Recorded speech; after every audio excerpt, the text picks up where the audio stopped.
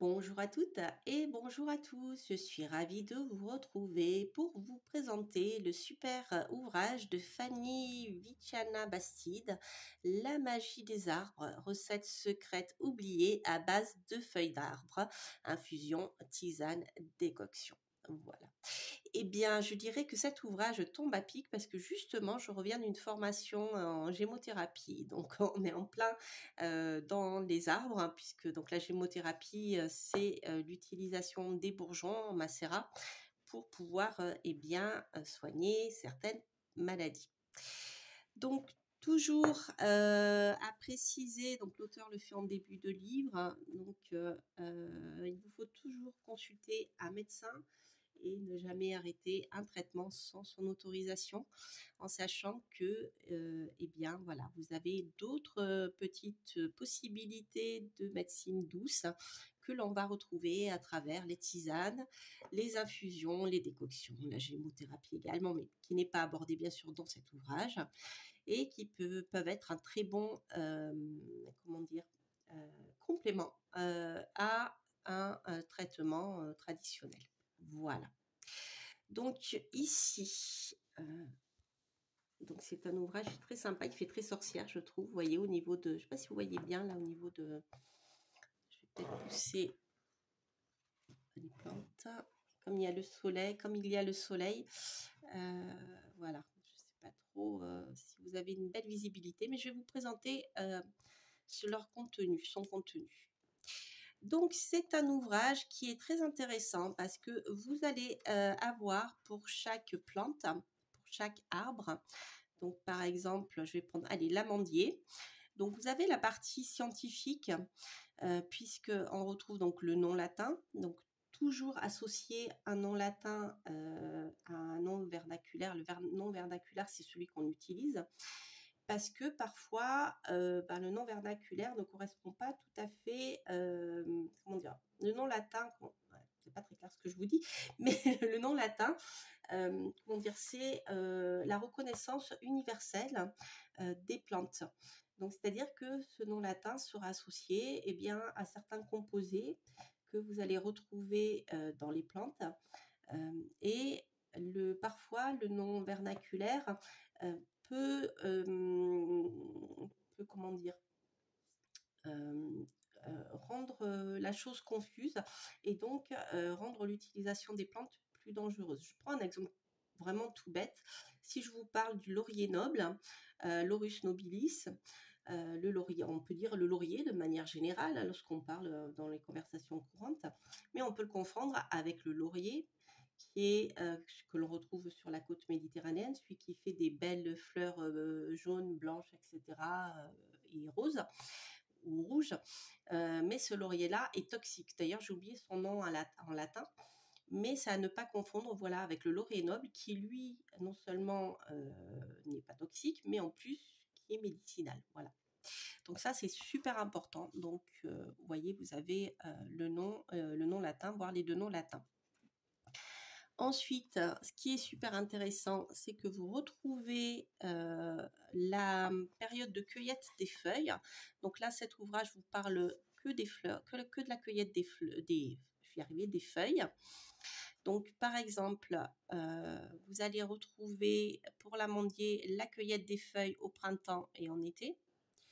La partie utilisée pour faire la décoction, ce sont les feuilles. Donc, on en utilise 30 grammes pour litre d'eau. Par contre, je pense que ça doit être 30 grammes en plantes fraîches.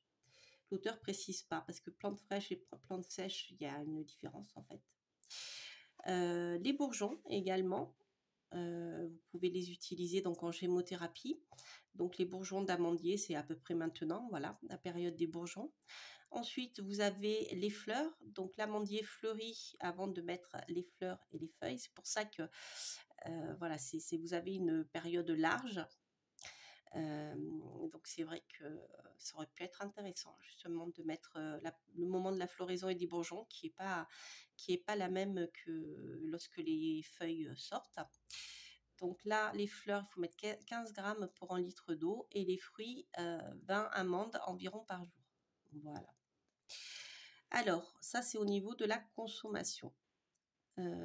Au niveau des propriétés thérapeutiques, donc l'amandier va fortifier le système nerveux. Il est hypoglycémiant, ça veut dire qu'il fait baisser la glycémie. C'est un antiseptique intestinal et urinaire, donc ça c'est très très bien. Si vous avez par exemple des cystites aussi. Il est très efficace en cas d'insuffisance hépatique. Il va stimuler le foie en fait. Il va vous permettre de mieux digérer. Il est anti-anémique, reminéralisant. Donc ça c'est très bien en période de fatigue. Il est purgatif et fébrifuge, donc il va faire tomber la fièvre. Il va pouvoir agir sur les affections bronchopulmonaires, sur le cholestérol, en cas de neurasthénie, donc ça revient aux périodes où on est un petit peu fatigué. Il interviendra aussi en cas de dépression, de maladies nerveuses, d'angoisse et d'anxiété, de malnutrition, donc pour les enfants, les personnes en convalescence, ce qui rejoint le côté voilà, lorsqu'on est un petit peu fatigué, etc. Donc il est indispensable aux femmes enceintes et allaitantes. Alors ça, je ne sais pas pourquoi. Ah oui, parce qu'il augmente la lactation, vous voyez. Il diminue les risques de calcul biliaire. Donc, voilà ce que je vous disais, il permet en même temps d'agir sur au niveau de la vésicule biliaire. Donc, il doit être cholagogue. Il fait baisser le diabète, il facilite la digestion. Donc, ça, c'est très bien aussi. Il est détoxifiant du foie. Il facilite l'évacuation de la bile vers l'intestin. Il calme la toux. Il est riche en magnésium. Donc voilà, l'amandier, vous ne pouvez pas vous en passer. Donc vous voyez, c'est très très riche. Vous avez bien toutes les propriétés thérapeutiques de l'amandier. Donc pour chaque plante, vous avez plusieurs propriétés. Alors ce qui est intéressant, c'est que vous avez donc pour chaque plante abordée, vous allez donc avoir cette partie-là scientifique. Vous allez retrouver une partie symbolique. Donc, il est le premier arbre à annoncer le printemps, comme je vous le disais. Il fait partie des premiers arbres à fleurir. La vie reprend après lui. Ses fleurs symbolisent l'espérance, une nouvelle vie, l'amour éternel, la douceur, la tendresse, la fécondité. Il symbolise les eaux cosmiques et les possibilités infinies. Il collabore à la magie de l'union du ciel et de la terre. La fleur représente le dualisme, la matière, symbole du monde terrestre, et l'esprit, symbole de la dimension divine transcendante, l'eau et le feu, le ciel et la terre. Donc ensuite, vous avez une approche donc à travers la fée, la sorcière et la druidesse. Donc comment il est utilisé donc en lien avec le petit peuple, le bois d'amandier et l'outil préféré de la fée pour la fabrication de sa baguette magique. La sorcière, l'amande symbolise le trésor vivant dans l'ombre. Il est nécessaire de s'en nourrir pour connaître le secret du trésor d'une nouvelle vie. Voilà. La druidesse, donc vous avez ici un élixir d'amandier à réaliser, donc avec la cueillette de 7 à 6 fleurs d'amandier le matin pour 300 ml d'eau. Voilà. Et une cuillère à café d'un alcool neutre de vodka. Donc ici, c'est une macération solaire, mais qui est une macération à base d'eau. Donc ça, c'est vraiment un élixir, un peu comme les fleurs de Bach. Donc on est dans cet esprit-là. Et ensuite, on filtre et on va rajouter quelques gouttes de vodka. Donc là, une cuillerée à café pour pouvoir stabiliser bien la macération à base d'eau. Voilà. Cet élixir régénère et fortifie le corps physique en stimulant sa vitalité. Cela renforcera vos 2 éthers, lumière et vie. Donc c'est vraiment un ouvrage que je trouve très très riche et complet parce que l'auteur va aborder autant l'aspect, je dirais, scientifique, pas botanique, mais médical en fait, scientifique, et la partie plus subtile et plus traditionnelle que l'on va retrouver avec la druidesse, avec les élixirs et la sorcière. Et la fée, bien sûr, si vous êtes intéressé par l'univers du petit peuple, les amis. Voilà. Donc, qu'est-ce que je voulais vous dire d'autre ? la présentation de l'art druidique, donc la maîtrise de la phytothérapie, les 7 arbres sacrés ou les arbres druidiques, donc ça c'est très intéressant. Une petite précision, je dirais pratique, pour faire la différence entre décoction, infusion ou tisane. Ensuite, les 20... Ah oui, vous avez les 20 médicinaux, ça je ne l'ai pas vu, donc ça c'est très intéressant. Les 20 médicinaux, donc c'est quelque chose qu'on connaissait déjà dans l'Égypte ancienne, parce que le vin est un excellent extracteur des principes actifs. Voilà, donc ça c'est super intéressant.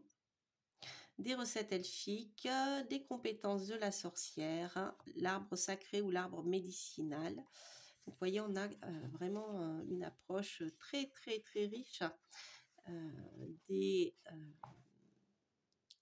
voilà, de l'utilisation des feuilles. Vous voyez, même pas que des fleurs et des bourgeons finalement.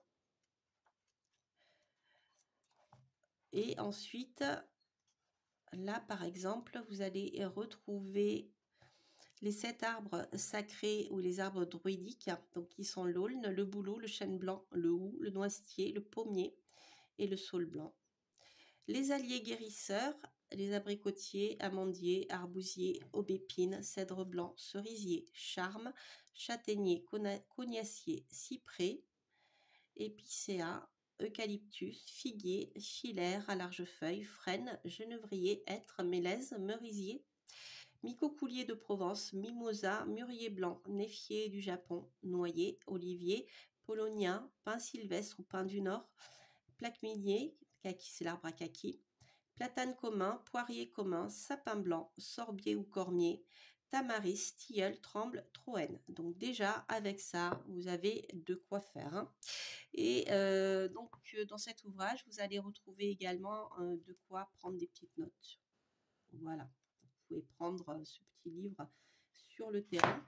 Donc, je voulais regarder quelque chose avec vous avant de vous laisser. Le cognacier, par exemple. Alors, justement, je le cherchais dans mes livres de gémothérapie, je ne le trouvais pas. Donc, on va voir ce que l'auteur nous dit. Alors, le cognacier. Donc, c'est page 51. Voyons voir. Alors, 51. Le châtaignier. Donc le coin est très très connu pour son action sur le système digestif, mais vous voyez pas que. Donc les parties utilisées, les feuilles, vous voyez les bourgeons aussi. Donc on peut faire de la gémeaux. Hein. Vous voyez. Alors ce qui est intéressant, par exemple ici, vous voyez les contre-indications. Par exemple, le cognacier est déconseillé aux femmes enceintes et allaitantes en cas de prise d'antibiotiques aux enfants de moins de 6 ans. Les amis. Alors, donc là, l'auteur ne parle que de décoction de pépins et de feuilles séchées. Voilà, c'est ça. Hop, ouais, non, elle ne va pas aborder la partie gémothérapie, mais bon, a priori, on pourrait pouvoir l'utiliser en gémeaux. Si vous avez des informations sur le sujet, vraiment, ça m'intéresse. Parce que je le cherche et pour le moment dans les livres de gémothérapie que j'ai qui sont assez costauds quand même, qui ont été réalisés par des médecins, des pharmaciens, eh bien je n'ai pas trouvé le cognacier. Voilà. Voilà. Eh bien écoutez, j'espère que cette review vous aura plu. C'est un ouvrage qui a l'air vraiment vraiment super.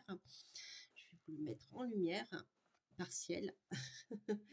Voilà, donc c'était La magie des arbres par Fanny, alors je ne sais pas si on dit Ficiana ou Viciana Bastide. Donc infusion, tisane, décoction, recette secrète oubliée à base de feuilles d'arbres aux éditions Bussière. Voilà les amis, j'espère que vous avez aimé, que vous aurez envie de découvrir les arbres si vous ne les connaissez pas encore et leur utilisation. Et quant à moi, je vous embrasse. Je vous souhaite de passer un beau printemps, de belles récoltes de bourgeons si vous faites de la gémothérapie. Et je vous dis à très très bientôt pour de prochaines aventures. Portez-vous bien. Bye bye.